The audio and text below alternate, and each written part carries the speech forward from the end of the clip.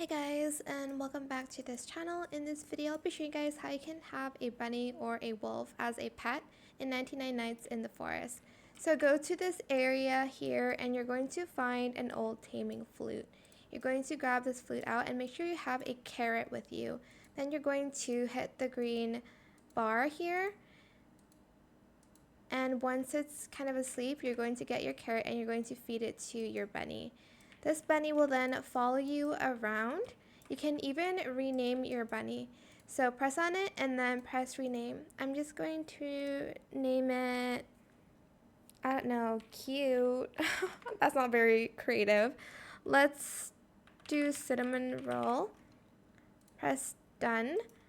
And that's it. It's going to follow you around until you release it. See? Super cute. But yeah, that is pretty much it really. I hope it was helpful for you guys.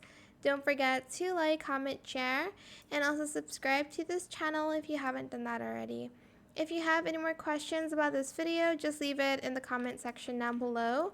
I will try my best to answer them all for you guys. And if you found this video helpful, please click the thanks button as well. That is it for this video. Thank you so much for watching. Bye.